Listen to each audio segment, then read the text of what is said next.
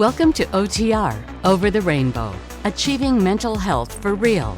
This podcast offers hope to many people who needlessly suffer from mental health issues. Your host, Bob Adelman, brings you information on how you can recover from any mental health issue and achieve a happier life. Each episode interviews experts like doctors, counselors, and life artists who give helpful tips on living a happier life. But most importantly, Bob interviews ordinary people who have suffered with a mental health issue, some on the brink of or attempted to take their own lives.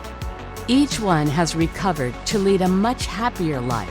Most of the guests have books or websites with more info that you can use for recovery. You can do it too. Bob's notes on today's show follows. Today we talk with a special guest. Her name is Phyllis E. Leavitt, and she is a psychotherapist with over 30 years of working extensively with individual and family dysfunction and abuse. We talk about what's in her new book called America in Therapy, a new approach to hope and healing for a nation in crisis, in which she talks about the urgency to bring our whole country to therapy in a way never written about before, which is critically important if we want to make this world a better place for real, especially in the times we live in. If we have any hope, then it has to start at home. Now, here's Bob with today's show. Hello, Phyllis, and welcome to the show. Hi, Bob. It's so nice to be here. Thank you for having me. Yeah, how are you doing today? Usually I start with the guests saying a little bit about themselves. Sure. Yeah, well, I'm a psychotherapist and an author, and I have been a psychotherapist for over 30 years. And out of my experience, both as a therapist and as a client myself, I have had some really big insights into the psychology, our collective psychology in our country, in America, and really a lot of the things that I explore and have understood apply worldwide, but I talk about America because I live here. And so I recently wrote a book called America in Therapy, and looking at our country through a psychological lens, both of what ails us and what some possible ways to address that could give us some hope and the possibility of healing as a country. That sounds good. I just want to take you through your childhood experiences. This is a mental health show, so a lot of your personality is molded in your childhood. So how was your childhood? Well, I think it's a particularly relevant question for what I'm talking about, because that's one of the things that, as a therapist, I'm very familiar with, is that our conditioning has a lot to do with how we view ourselves and the coping mechanisms that we develop and the ways we interact and have relationship with other people. So, and just to throw this in, that's one of the things I think is important for us to explore as a country, is our history as a country and how that has formed our self-image as a country, even though obviously different people have different ideas of what that is, and it's not one self-image. But my childhood, I grew up in suburban New Jersey. I had two very educated parents and two siblings, and we kind of looked good on the outside, and there was a lot of good in my family. My family really stressed education. We had enough food. We had good opportunities. I went to college.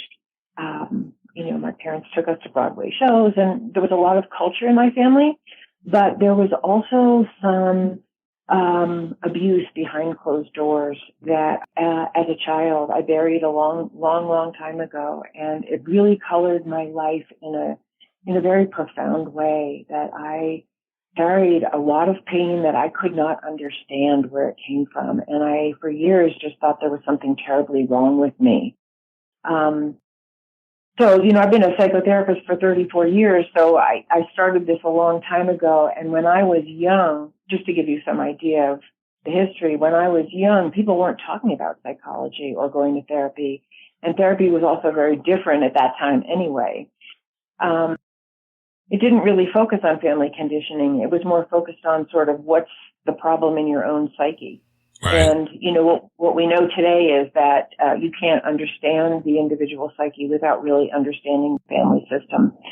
So just, long story short, that pain continued to grow inside of me and really affected. I got married. I had 3 children. And as you can probably understand, the choice of marriage that I made was not a particularly healthy one based on how much unhealed wounding there was inside of me.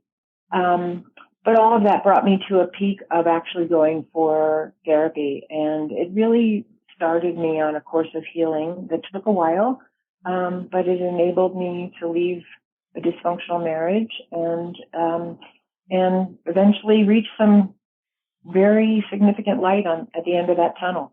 So that's kind of my story in a nutshell.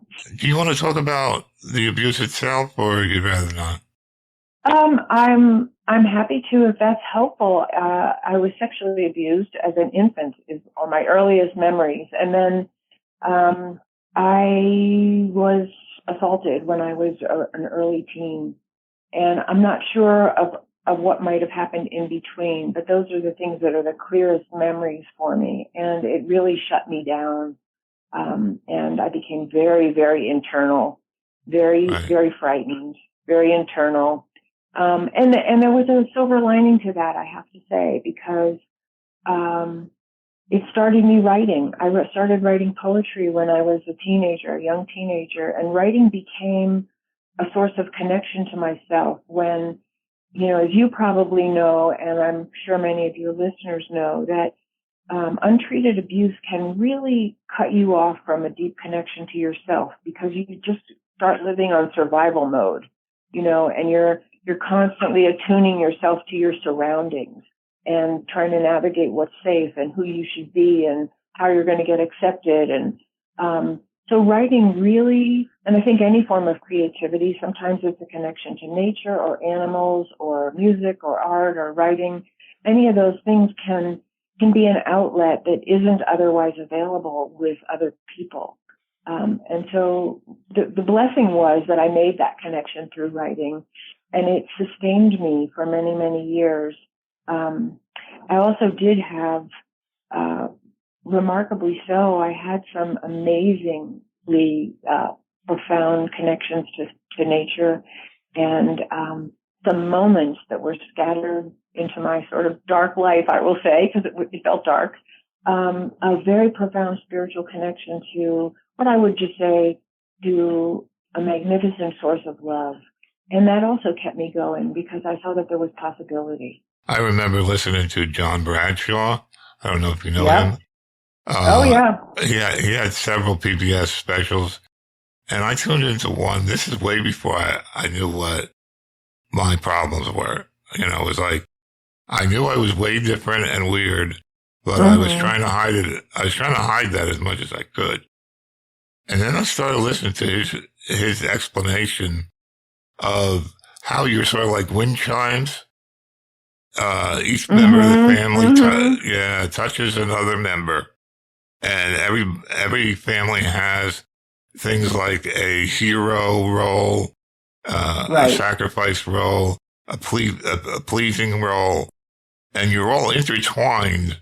And that's why it's so difficult to get along with your family, because you're like porcupines. You love each other a lot, but if you get too close, it hurts. It hurts for my family, for my children. I grew up in a very verbal abusive atmosphere. So that was the horrible situation I grew into. And of course that permutated later on, and it just caused a lot of issues. And I think what we're seeing today, when we had the COVID, we're seeing people that are now exploring their psyche. And a lot of people at this point are very negative and almost suicidal in our culture. We have children that are cutting themselves to stop the pain, the agony of depression. And now I'm the person to say that we were born in a privileged era. We live like kings. We have our own house, our bed. It's warm. We don't have to worry about any of that stuff. But yet we appear to be not so happy, just not happy as a whole. And I wonder, was this always the case? I mean, they talk about the 50s being great, but it was only great for, white males. We had women were oppressed, black people were oppressed, Indians were repressed from the very beginning of our country. So how would you rate today's so-called muckiness with the rest of it? I mean, are we really seriously, do we have a serious mental health problem? Or is it just that we're discovering that we always had problems with it? What do you think about that? Well, I think, and again, I don't have the complete answer because that's a huge question. But what I would say is that, psychology is a fairly new science. It's a fairly new, inquiry into human behavior. We've had lots of other theories about sin and about, the power of the gods. And there's all kinds of ways that people have explained themselves over many, millennia or whatever. And psychology is fairly new. And so I think it has brought a new lens onto the way we behave and why we behave the way we do, and also a new lens onto what we actually need to be what I would call mentally healthy. But let me say this, just sort of interject this into the mix. I think one of the reasons why it's so critical that we do this today is because, from my, high school and whatever studies of history and what we kind of know in the culture about history, it appears that people have been more or less cooperative and more or less warring throughout human history. And so there's those two counterbalancing impulses in human beings: come together to survive and then fight for, your territory or a better survival or to take what you want from someone else. We just live in a very different time because our ability to cooperate, to create, better ways of life and more sustainable living, and our impulses to conquer and take from others has reached this point where we have the possibility of making ourselves extinct with the chemical pollution and the weapons of mass destruction that we have created in the name of keeping ourselves safe. And so we're at this real critical place in human history that we really have to make some choices as a species. And, I speak to America because I live in America and we're a powerful country. And I think we have to look at our own mental health and see what kind of choices we're making for our ultimate survival and thrival. And that's very different than even 100 or 200 years ago. Right. And one thing I struggle with is a lot of times they say, well, it makes you stronger if you have a problem. Now, I went through horrible depression. I mean, I could never explain the horribleness of my depression that I had for 6 months, twice. So, I mean, is it better to hit bottom so you can recover? Because I hear that a lot. It's like whatever, doesn't kill you makes you stronger. So I struggle with that a little bit. Like, are we supposed just to be miserable for a while and then get better? Or what do you feel about that? I mean, well, first of all, I want to say that, to that statement, whatever doesn't kill you will make you stronger. There's truth in that for some people, but there's a lot of people that it kills. So we think we have to look at that. There's a lot of people that's a good point. that are abused or mistreated or, attacked or bombed that die. So I think we have to look at that. They don't have the opportunity to get stronger. Or they get into a situation like being a bum on the street, and they die there. They get into a bad situation, or they drink and their liver goes. And you're absolutely right. Totally. It's a very, very good point. Yeah, so I think we have to look at that. I think it's a positive way to look at your own pain and suffering if you have the opportunity to get safe and heal. And that's when it's a positive statement. It can make you stronger. But like I said, a lot of people don't have the opportunity to get safe or heal. And so I think the lens that I see for that question right now is we have to help make it safe for people. We have to help people heal. Because as you know from your own symptoms, and I know from mine, that some of the symptoms of unhealed hurt and wounding by other people are, if not life-threatening, they're life-compromising. And I think a lot of us have had our lives compromised by the wounding that we've gotten from other people. People are suffering, and absolutely. And I don't know what we can do. I mean, I'm doing the best I can with my show, but I have a limited audience. I can't reach everybody and stranglehold them and say, "Look what you're doing." I can't even do it with my kids. My kids don't like me. My daughter ghosted me, and my other kids are like, "You're wrong about everything, morally and politically and everything." And if I say something, they say the opposite. So I can't even heal my own family. How are we going to heal families so we can live in a society that is happier, much happier? I mean, it doesn't take much. Yeah. I mean, people are cutting themselves. Come on. That's terrible. I know. And it's true. I know. And not only that, you talk about molestation. That goes on all over the place. In this country, and maybe every other country might be worse. But I have to feel that the sexual abuse in this country is very, very high. Because how many people hide it? How many people hide it? Right. And people and people with ADHD, they don't get the message. So they think there's something wrong with them. They're not going to try anything. That they become on the street because they have ADHD or anything else in the line of depression. So how are we? What's the plan? Who's the leader? Where's the Martin Luther King of mental health? Yeah.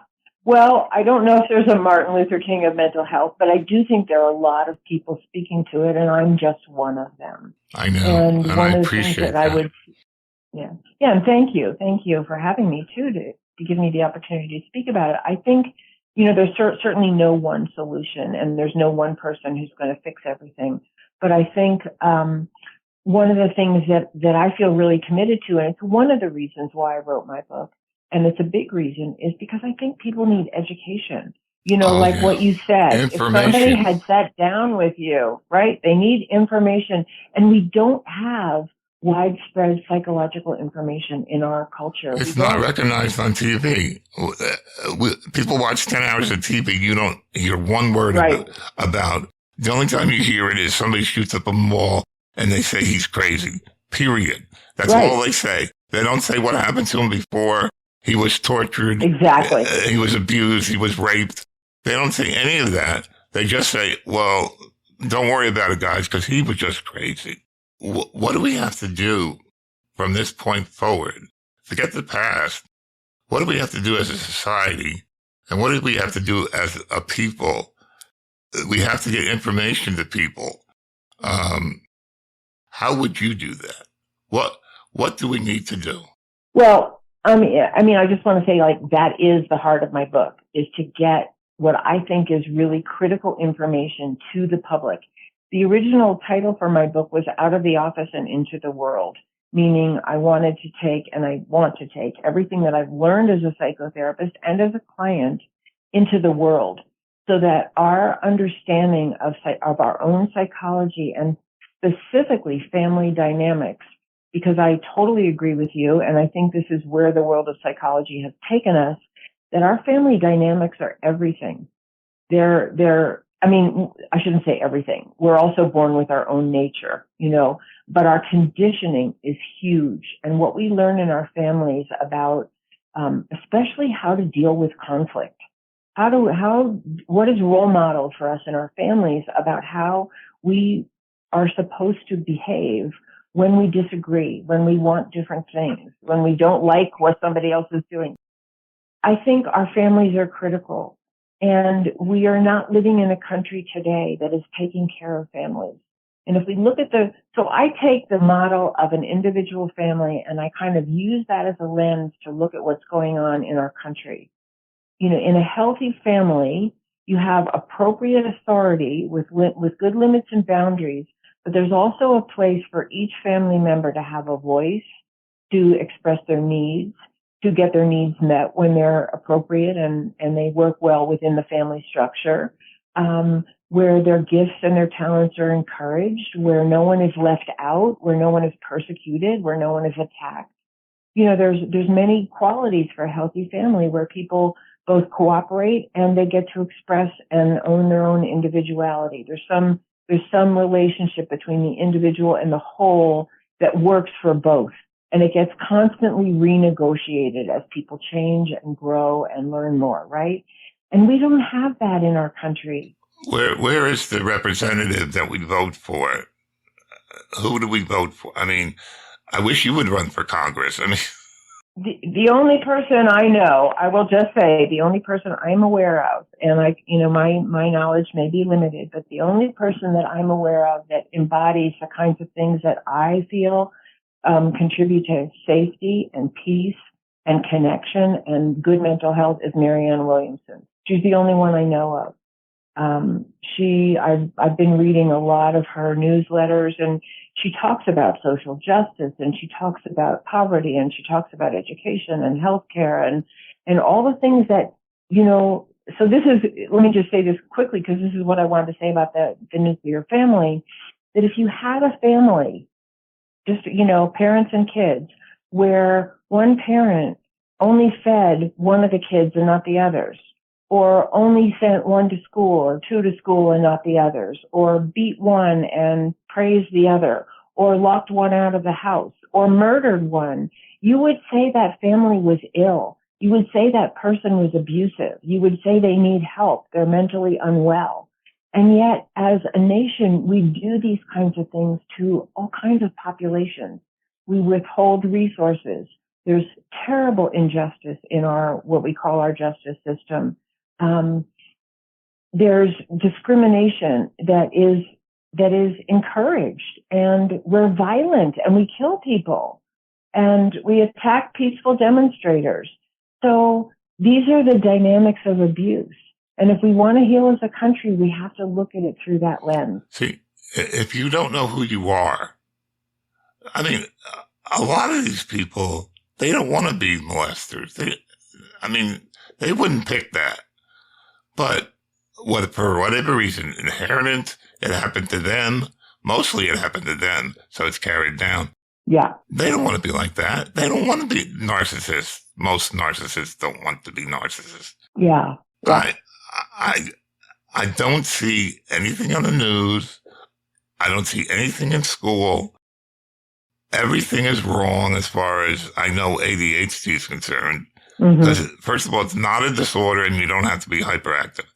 I'm very passionate about the fact that ADHD needs to be dealt with as a priority, but it isn't even thought about. We're not even close, Phyllis. Right. We're not even close. We are not even close to any kind of natural information. Not everybody listens to a podcast. So where are these people getting their information? On the news. And what do they get? Half of it is propaganda. Half of it's propaganda. And the other half is bad news. And there's nothing about mental health. Nothing. Yeah. People will march up and down for whatever cause. But where's our cause? Who's going to stand up and march up and down and go to Washington and say, look, we got to cure this. This is a big problem. Yeah. Everybody's embarrassed. Well, and I think you're doing your part. You're doing your part. And there are a lot of people, I've been on a lot of podcasts, and there are a lot of people very concerned about exactly what you and I are talking about, and that's some of the thrust of their podcast. So I think we have to remember we're not alone, and no one of us is going to cure it all. We can just play our part. And I think it's really important for people to feel that they can make a difference, no matter how large or small the scale of their influence may be. because I think a lot of people are losing hope. And that's one of the reasons, and one of the many reasons why I decided to write a book about these things, because we need hope. And we need to have hope based in, this is what I can actually do.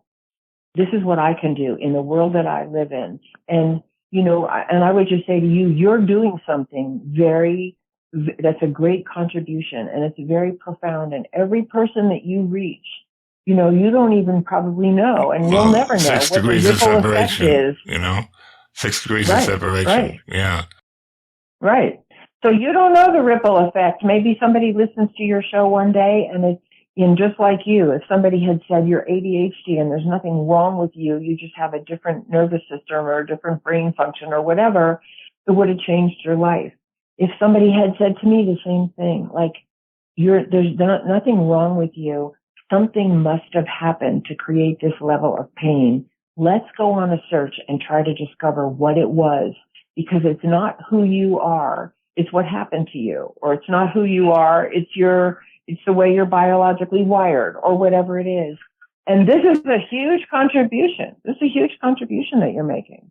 So I think one of the reasons why opening the door to looking at ourselves through a psychological lens and a family dynamics lens, one of the gifts of that is that we really look for underlying causes, because we can debate forever about our symptoms. And we have a lot of symptoms, the mass murders, the greed, the exploitation, the discrimination, the injustice, the withholding of resources, the pollution of the environment. We could go on and on and on. These are all symptoms of how we're not functioning properly as human beings to take care of one another and the planet, and to be sustainable, which is the underlying impulse of all living things, is to sustain their life, right? And their procreation. And I think we're on, I'll say it this way because I want to be hopeful about it. And I have hope that people can change.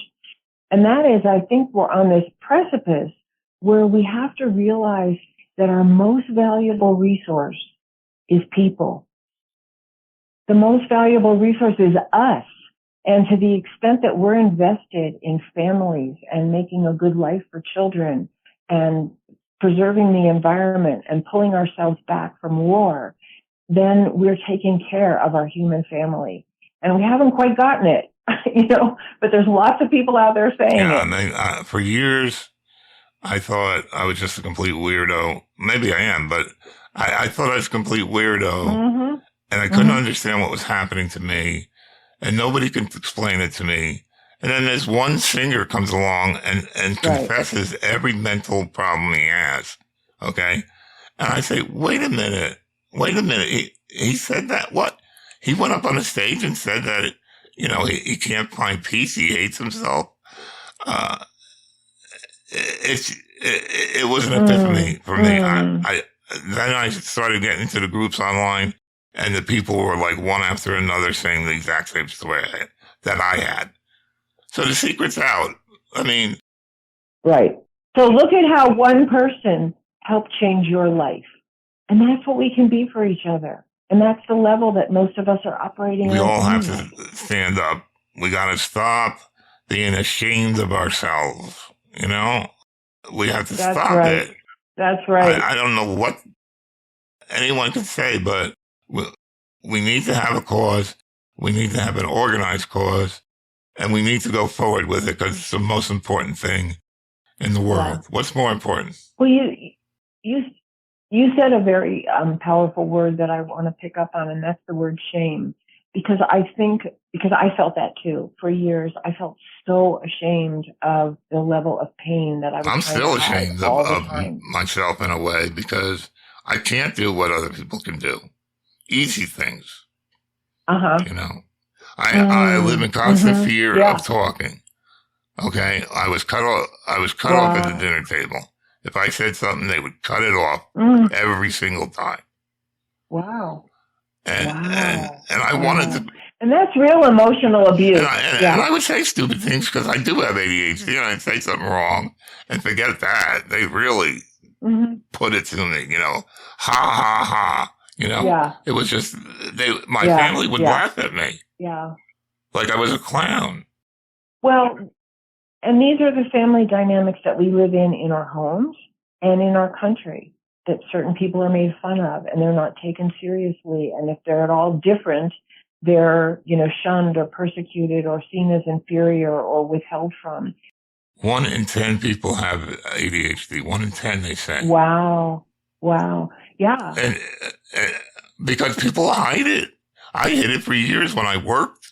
Yep. Totally. I couldn't say I had ADHD. Yeah. I talked to somebody that said, don't tell anybody at work unless you know that they have, a policy for it, because they'll fire you. Right. So education is the beginning key. It's educating ourselves that we really are all different. We have different brain makeup. We have different conditioning. We come into the world with different natures. We come into the world different sexes, in different levels of opportunity or non-opportunity. And all of that conditions us. And it's not wrong. And there's not a better and there's not a worse. But again, this is part of, I see that we're in desperate need of some new paradigms. I think in our country, we still operate on some people are less worthy, some people are not good, rather than we really are all born equal. We're binary. We think binary. It's good, it's bad, That's it's moral, right. It's not. That's right. Bullshit. That's right. Bullshit. That's right. Life is not binary. That's right. It's a very dark gray. Mm-hmm. And the only way you get spirituality is if you can accept yourself no matter what, and you can accept being wrong about things. Yeah. And that we can accept each other. And know that just as much as I want to be accepted for who I am and my uniqueness or my difference from you or, my different talents or my different beliefs or whatever it is, I want that and you want that. And we have to learn how to give it to each other. Because I think that's one of the roots of one of the hardest things. I always say it's harder to wage peace than it is to wage war. It's easy to react and blow up. It's not hard to do that. It's harder to restrain yourself and take responsibility for yourself and really be open to listen to another human being and hear another point of view and value somebody else's gifts, even if they're not like yours, and work it out. It's much harder to work it out. And compromise. Yep. And don't label people. Yep. Don't say he's bad. Yep. He's not bad. Right. He's a human being. That's right. Who maybe went bad because of certain circumstances. That's right. I mean, you have to be held accountable. You can't just go around killing people. That's right. But there's a fine line there. I mean, some people, maybe they look bad to you, but really they're not doing any harm. They're just living a different way than you. But people hate that. I know. I mean, we're tribal people, and lately we've become even more so, I think, because of the TV propaganda. Right. One of the things that I say is that that we, in an abusive family or in a dysfunctional family, people are set up against each other. An abuser blames other people for whatever the problems are, rather than looking at what the whole environment is creating that's conditioning people to be the way they are. And this is what I really want to bring to our country. We have a lot of highly symptomatic people. You were referring to this before when you were talking about a mass murderer. Many of the mass murderers are known to have been suicidal, and they end up dying by suicide in the assault that they perpetrate. Many of them come from highly dysfunctional, abusive, or addictive, or neglectful or alienated kinds of childhood, or they suffered great loss and they didn't get any help, or they were bullied because they had a speech impediment, or whatever it was they suffered from. And we have to look at how we treat each other if we really want these ills to be mitigated, and stop saying these are just bad people. Yeah, we want people to tell us we're right. You're right. Yeah. You're right. You're right. Right. You're right. You're right. Right. Right. How do you grow? How do you grow if you're always right? If you're always right, how do you grow? Right. And also everybody feels that way. So then what do we do? Right. Right. Right. We all feel that My way. son says there's one morality. That's it. And what would you say it is? Well, I think it's to do no harm, to take it upon yourself, to live a life that you don't purposely hurt other people. You don't do things that are wrong.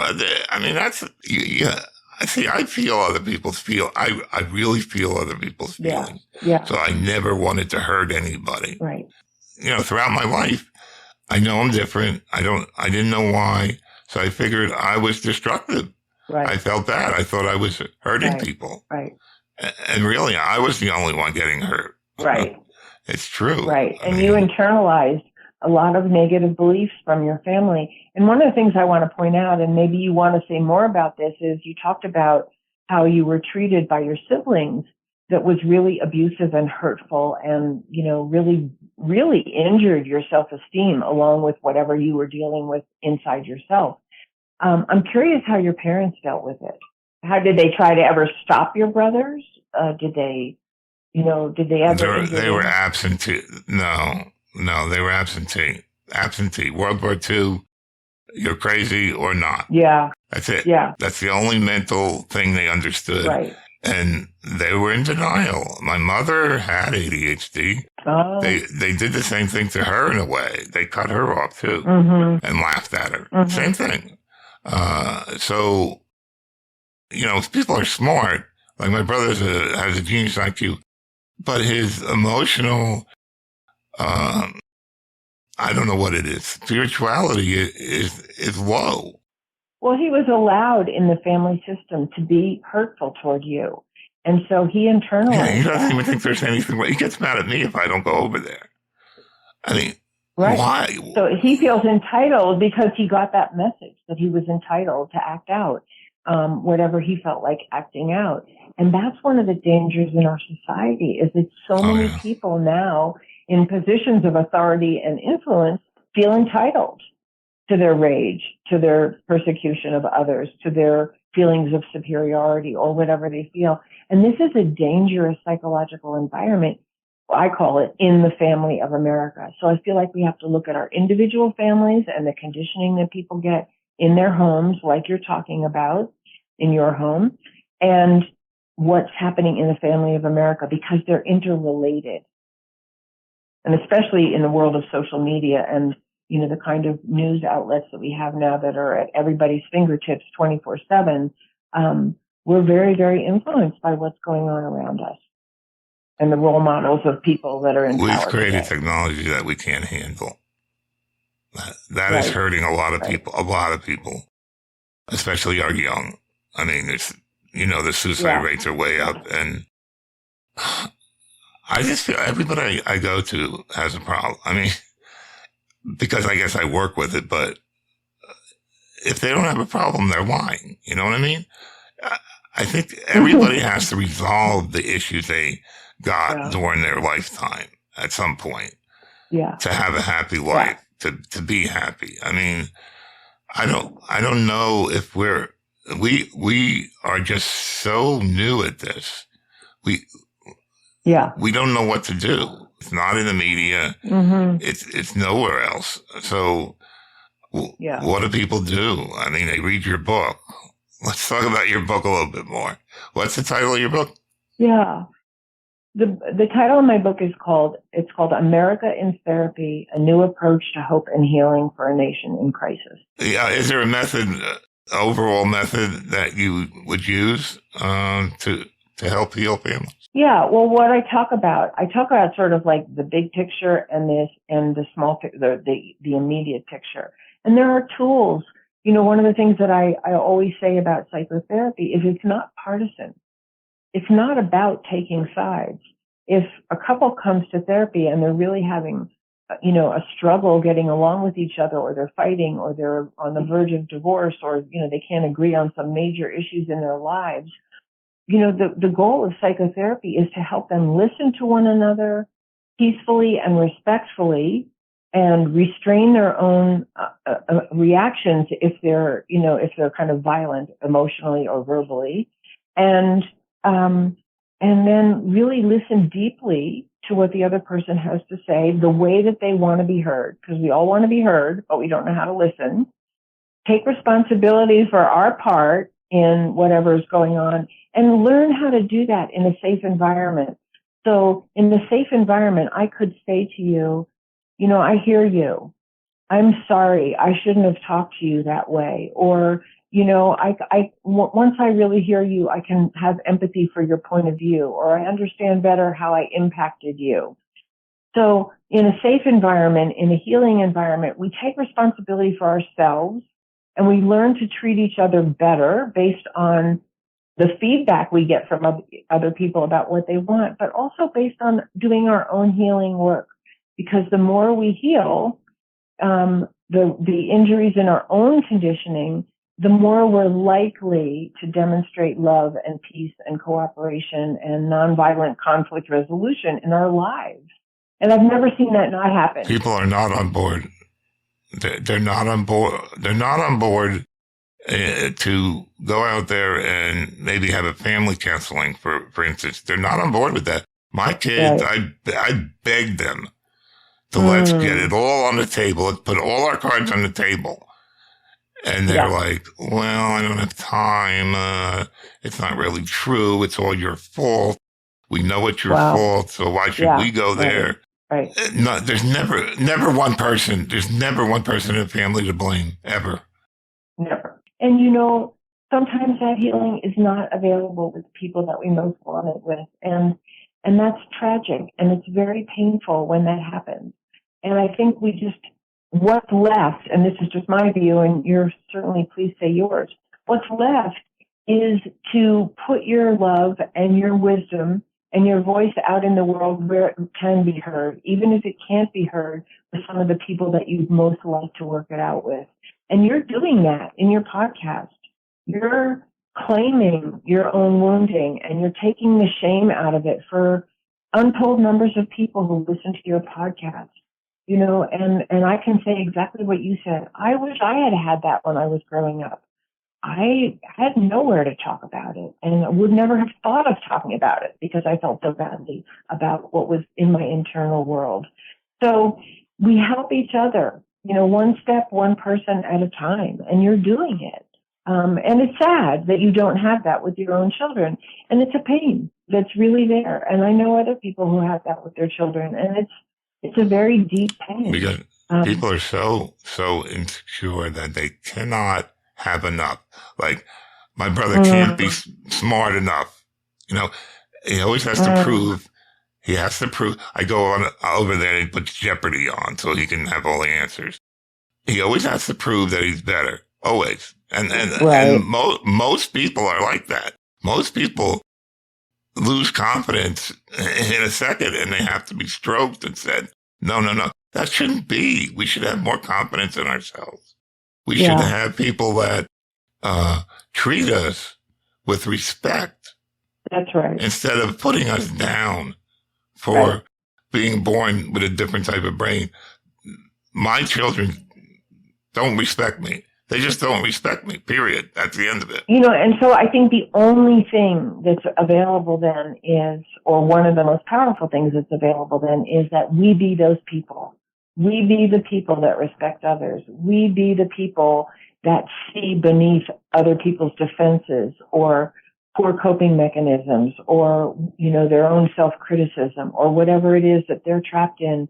I think that's one of the gifts. If you have a really good therapist, that's one of the gifts of really good psychotherapy, is that you are talking to someone who sees that you are more than your symptoms.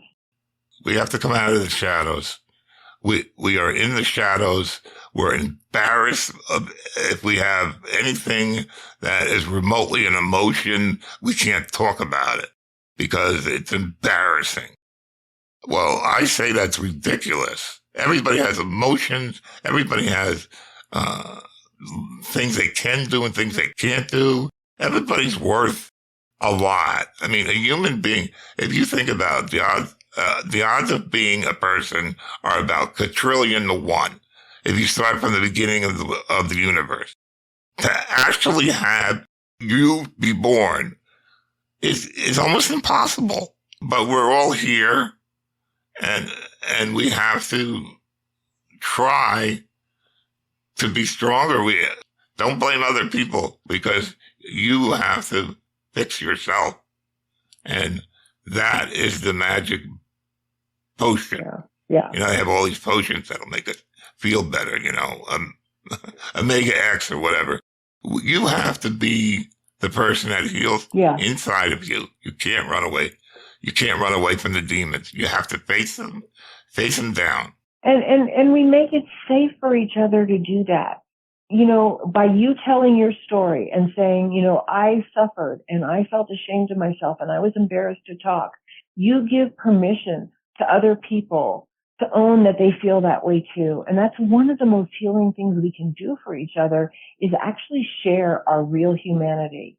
I know how life-changing that's been for me to have, when somebody admits that they struggle in their relationship because their husband blah, blah, or that they have a child that has totally divergent political views and they don't know what to do with it, or, whatever it is that people share that causes them pain or they don't know how to handle. It just puts us on a level playing field that we're all human. We all have issues. We all struggle, and we're all doing the best we can. People really are doing the best they can. And sometimes what they have to do it with is minimal to nothing in terms of good human relations. I've worked with people that have the most horrendous abuse issues. I can't even hardly imagine. No, I know. And they're doing the best they can, and it's not always great. Sometimes they become ragers. Sometimes they become addicts. Sometimes they become walled off. And then become abusers. Yeah. And we have to know that it comes from somewhere. They're not just born bad people. People aren't born bad. Things happen to them that set them up. Let's hope we get this message across to people. Yeah. I could only hope. Tell us about your link so people can go to your websites and stuff and get all this valuable information. My book is available for pre-order. It's not published yet. It will come out in 2024. And my website is my name, and it's www.phyllisleavitt.com. And I'll spell it because you can spell Phyllis and Leavitt multiple ways. It's PHYLLIS and it's LEAVITT. And please, contact me on my website, sign up for my newsletter, check out I have lots of podcasts uploaded on my website and blogs and information about my new book, America in Therapy. I'm on Facebook and I have lots of, posts on social media, on LinkedIn and Instagram and Twitter and Facebook are the main ones. And I've started putting some articles on Substack. I just really started that. But those are the best ways to reach me. And I really encourage people to, contact me on my website. I'm very open to speaking or to sharing with you in whatever way you need. I'm not doing individual therapy anymore. I've retired from my practice. So, but if someone's looking for that, I can make referrals, for a good therapist. So that's my contact info. And I will have every single bit of that on the description of the program. Okay. So we're getting to the point where I ask my guests whether they want to say something that possibly we haven't gone over, or just a conclusion to what we're saying. Yeah. And it's a hard one, because it's hard to wrap so many different ideas up into one piece, so I won't try to do that. But what I would say is, reach out. If you're hurting, if you are lost, if you feel stuck, if you feel alone, if you feel like you're the weirdo and nobody gets you, reach out. Find someone who's safe and knowledgeable to talk to, because every bit. And groups on the internet help. Yeah. Anywhere, whether it's online, in person. Read books about, one of the things that really helped me is I read a lot of books when I was suffering, and I got hope from reading other people's stories of survival and thrival and healing. But we need each other, and we live in a society that's so invested in everybody looking independent and like they can make it on their own. And it's really tragic because we we're born wired for love and connection, and we suffer to the extent that we don't have safe love and connection. And I think that's really the root of all of our major problems is injury or the absence of love and connection with safe human beings. And so, amen. Yeah.